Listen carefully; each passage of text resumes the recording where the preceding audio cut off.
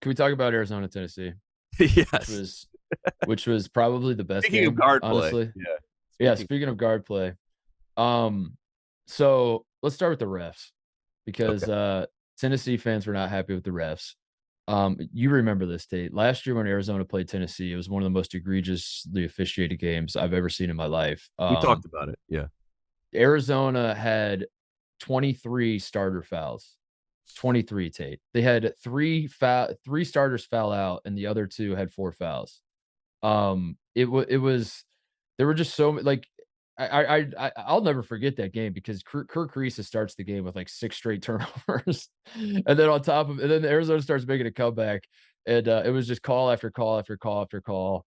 They were horrendous.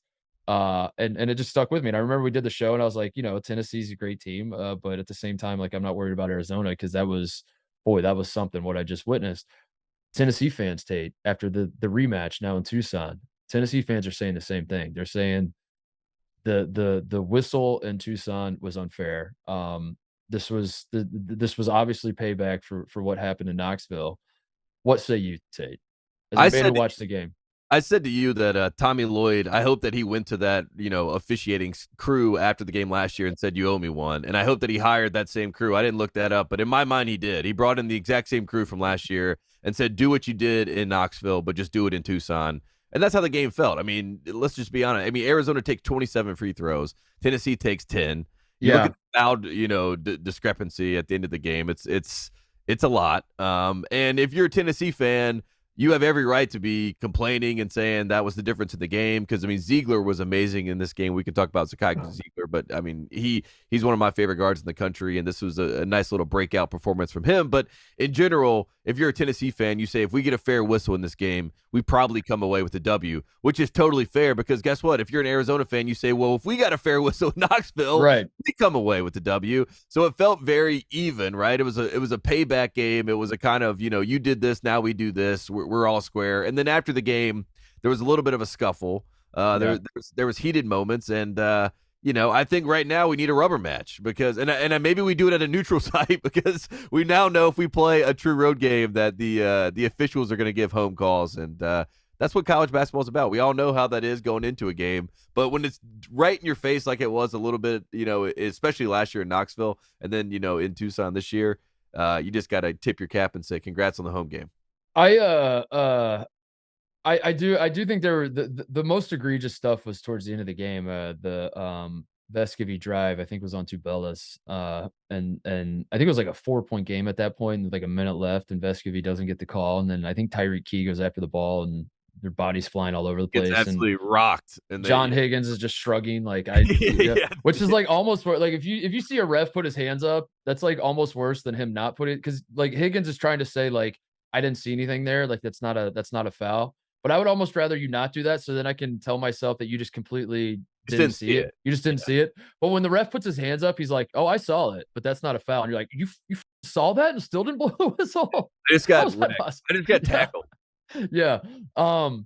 But no, man, I went back and rewatched. I watched this game twice, and I was trying to see Tennessee fans' point of view, and there was definitely a lot of ticky tack bull second half, and I would have been losing my mind if I was a Tennessee fan.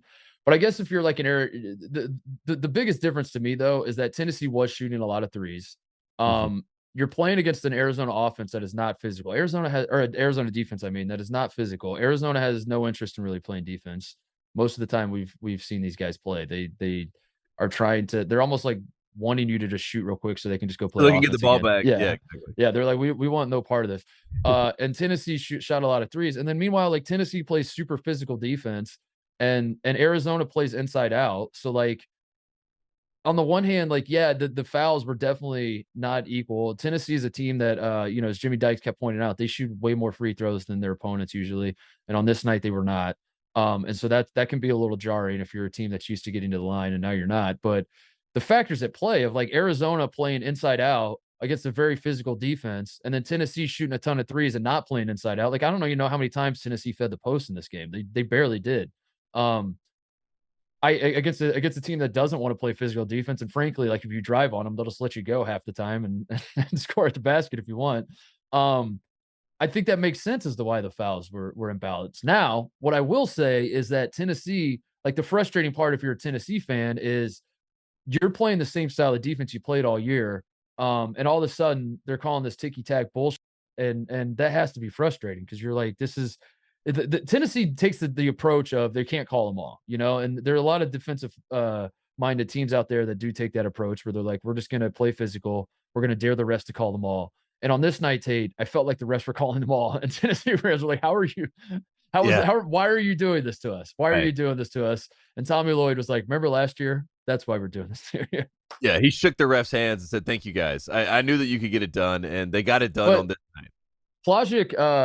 Plagic was the with the tech in the first half. I don't think he did himself any favors. I think No, like his because that I that mean, was Rick part of the Barnes. problem too. Is Yeah, Rick Barnes said after the game, he was like, "I'm tired of his antics," which is like, the most coach thing you could yeah, say about it. But this is also a very Eastern European feel of a game, right? It felt like yes. this was a very international flair. There was a I lot of flailing of arms. There's a lot of middle fingers being thrown.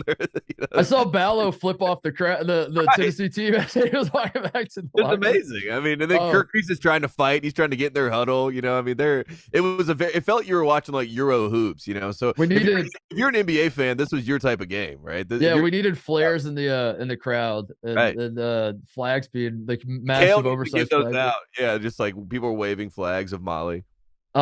Yeah, but Plajic with the first half tech, I don't think he did himself any favors for the rest of the game. In fact, I thought he was lucky to not get tossed in the first half in general because that one Right. call where he already had the tech and then he started screaming when I wouldn't have tossed him, but I'm just like you're kind It, of bringing it upon yourself. Like you can't do that and then also if you're Plajic be like why am I getting treated unfairly when you're skating on thin ice to begin with these refs.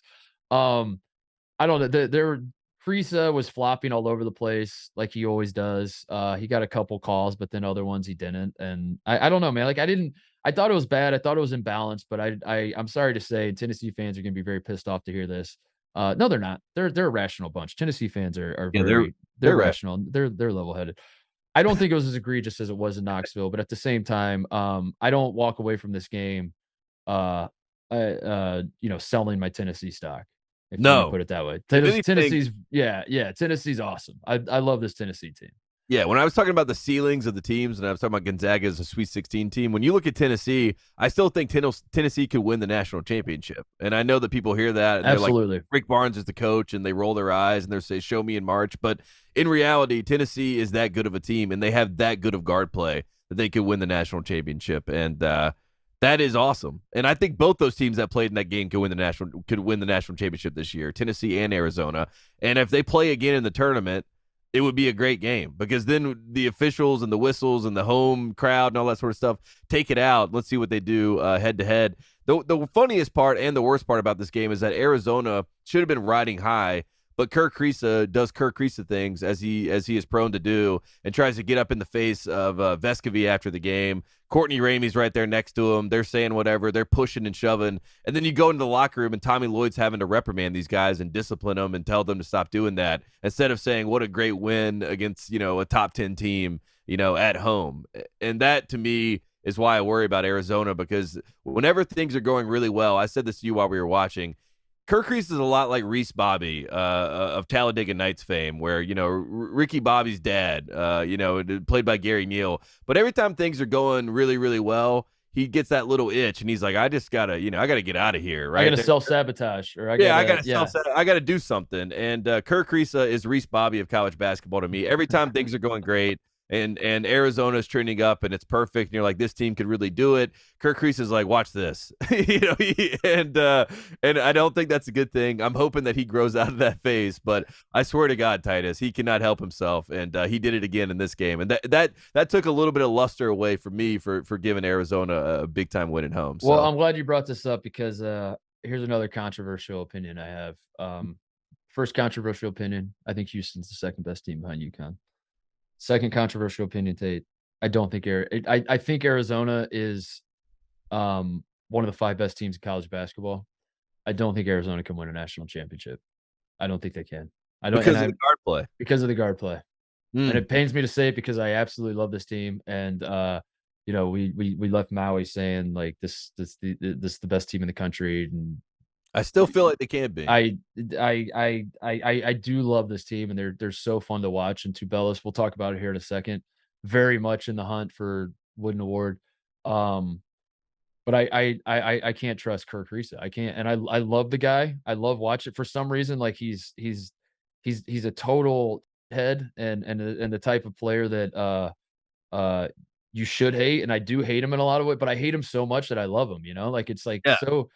I think I love It's him. yeah. He's such an absolute goofball. I think that's what it is. Like he flops and then he like smiles and winks at the camera and like hams it up, and you're like, you're such a piece of shit, dude. But at the same time, how can I be mad at you? Damn it, I respect it. But Yeah. God damn it, I respect, that's how I feel watching him. I generally want to cheer for Kirk Risa, but as you said, man, like the guy, there's some sort of tick at this point. We have enough data on this man that like he can't. He has an inability. He has an inability to just step on your throat. Like he just can't do it. If things are going too well, this man will find a way. When he's not even in the game, Tate, he's on the bench and he still finds a way. Arizona's up 10. Ramey hits a big shot. Like Tennessee's not going to quit. Tennessee doesn't quit, but like that was the moment in the game where if Tennessee starts to pack it in, or Tennessee starts to get a little desperate or whatever, like that was the moment. Was Ramey hits the shot to go up 10. The place is going bonkers. Maybe Tennessee gets a little rattled and starts to unravel a little bit. But it's always going to be a what if. We'll never know, because Kirk Risa is like, watch this. I'm going to hand them 2 free points. I'm going to walk out onto the court. I'm going to walk out on the court celebrating and talking. And then pretend like what, me? Like, you're calling that on me? How did I, and he does this all the time. He flops all the time. And then like when he doesn't get the call, is incredulous as to how he couldn't possibly have gotten that call. He throws the stupidest passes you've ever seen when Arizona, like, all you need to do is just like make the smart plays and put this team away. Like you have up 13 points with 3 minutes left. Kirk Risa is like, let me throw a behind the back alley-oop, and you're like, what?